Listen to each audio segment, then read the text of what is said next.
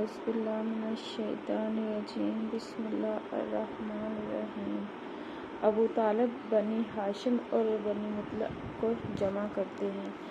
حالات کی رفتار بدل چکی تھی، گرد و پیش کے ماحول میں فرق آ چکا تھا، لیکن ابو طالب کے اندیشے برقرار تھے۔ انہیں مشرکین کی طرف سے اپنے بھتیجے کے متعلق برابر خطرہ محسوس ہو رہا تھا۔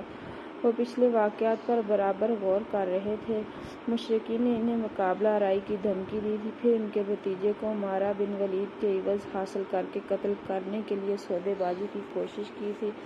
ابو جہل ایک بھاری پتھر لے کر ان کے بھتیجے کا سر کچلنے اٹھا تھا۔ عقبہ بن ابی معیط نے چادر لپیٹ کر گلا گھونٹنے اور مار ڈالنے کی کوشش کی تھی۔ خطاب کا بیٹا تلوار لے کر ان کا کام تمام کرنے نکلا تھا۔ ابو طالب ان واقعات پر غور کرتے تو انہیں ایک ایسے سنگین خطرے کی بو محسوس ہوتی جس سے ان کا دل کانپ اٹھتا۔ انہیں یقین ہو چکا تھا کہ مشرکین ان کا عہد توڑنے ان کے بھتیجے کو قتل کرنے کا تہیہ کر چکے ہیں، اور ان حالات میں خدا نخواستہ اگر کوئی مشرک اچانک آپ صلی اللہ علیہ وآلہ وسلم پر ٹوٹ پڑا تو حمزہ رضی اللہ تعالیٰ عنہ یا عمر رضی اللہ تعالیٰ عنہ یا کوئی اور شخص کیا کام دے سکے گا۔ ابو طالب کے نزدیک یہ بات یقینی تھی اور بہرحال صحیح بھی تھی، کیونکہ مشرکین علانیہ رسول اللہ صلی اللہ علیہ وآلہ وسلم کے قتل کا فیصلہ کر چکے تھے،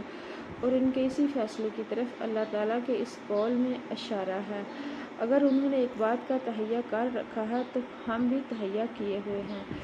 اب سوال یہ ہے کہ ان حالات میں ابو طالب کو کیا کرنا چاہیے۔ انہوں نے جب دیکھا کہ قریش ہر جانب سے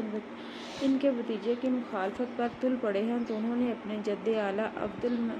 عبد مناف کے دو صاحبزادوں ہاشم اور مطلب سے وجود میں آنے والے خاندانوں کو جمع کیا اور انہیں دعوت دی کہ اب تک جو وہ اپنے بھتیجے کی حفاظت اور حمایت کا جو کام تنہا انجام دیتے رہے ہیں، اب اسے سب مل کر انجام دیں۔ ابو طالب کی یہ بات عربی حمیت کے پیش نظر ان دونوں خاندانوں کے سارے مسلم اور کافر افراد نے قبول کی، البتہ صرف ابو طالب کا بھائی ابو لہب ایک ایسا فرد تھا جس نے اسے منظور نہ کیا اور سارے خاندان سے الگ ہو کر مشرکین قریش سے جا ملا اور ان کا ساتھ دیا۔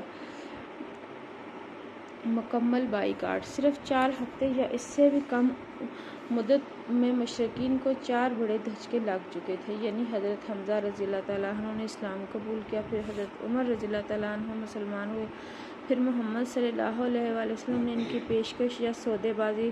مسترد کی، پھر قبیلہ بنی ہاشم اور بنی مطلب کے سارے ہی مسلم اور کافر افراد نے ایک ہو کر نبی کریم صلی اللہ علیہ وآلہ وسلم کی حفاظت کا عہد و پیمان کیا۔ اس سے مشرکین چکرا گئے، اور انہیں چکرانا ہی چاہیے تھا، کیونکہ ان کی سمجھ میں آ گیا کہ اگر انہوں نے نبی صلی اللہ علیہ وآلہ وسلم کے قتل کا اقدام کیا تو آپ صلی اللہ علیہ وسلم کی حفاظت میں مکہ کی وادی مشرکین کے خون سے لالہزار ہو جائے گی، بلکہ ممکن ہے کہ ان کا مکمل صفایا ہی ہو جائے۔ اس لیے انہوں نے قتل کا منصوبہ چھوڑ کر ظلم کی ایک اور راہ تجویز کی جو اب تک کی تمام ظالمانہ کارروائیوں سے زیادہ سنگین تھی۔ ظلم و ستم کا پیمان۔ اس تجویز کے مطابق مشرکین وادی محصب میں خیف بنی کنانہ کے اندر جمع ہوئے اور آپس میں بنی ہاشم اور بنی مطلب کے خلاف یہ عہد و پیمان کیا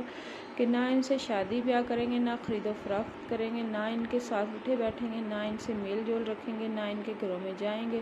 نہ ان سے بات چیت کریں گے، جب تک کہ وہ رسول اللہ صلی اللہ علیہ وآلہ وسلم کو قتل کرنے کے لیے ان کے حوالے نہ کر دیں۔ مشرکین نے اس بائیکاٹ کی دستاویز کے طور پر ایک صحیفہ لکھا جس میں اس بات کا عہد و پیمان کیا گیا کہ وہ بنی ہاشم کی طرف سے کبھی کسی صلح کی پیشکش قبول نہ کریں گے، نہ ان کے ساتھ کسی طرح کی مروت برتیں گے، جب تک کہ وہ رسول اللہ صلی اللہ علیہ وآلہ وسلم کو قتل کرنے کے لیے مشرکین کے حوالے نہ کر دے۔ ابن قیم کہتے ہیں کہ کہا جاتا ہے کہ یہ صحیفہ منصور بن اکرمہ بن عامر بن ہاشم نے لکھا تھا اور بعض کے نزدیک نضر بن حارث نے لکھا تھا، لیکن صحیح بات یہ ہے کہ لکھنے والا بعیض بن عامر بن ہاشم تھا۔ رسول اللہ صلی اللہ علیہ وآلہ وسلم نے اس پر بد دعا کی، اس کا ہاتھ شل ہو گیا۔ بہرحال یہ عہد و پیمان طے پا گیا اور صحیفہ خانہ کعبہ کے اندر لٹکا دیا گیا۔ اس کے نتیجے میں ابو لہب کے سوا بنی ہاشم اور بنی مطلب کے سارے افراد خواہ مسلمان رہے ہوں یا کافر، سمٹ سمٹا کر شیب ابی طالب میں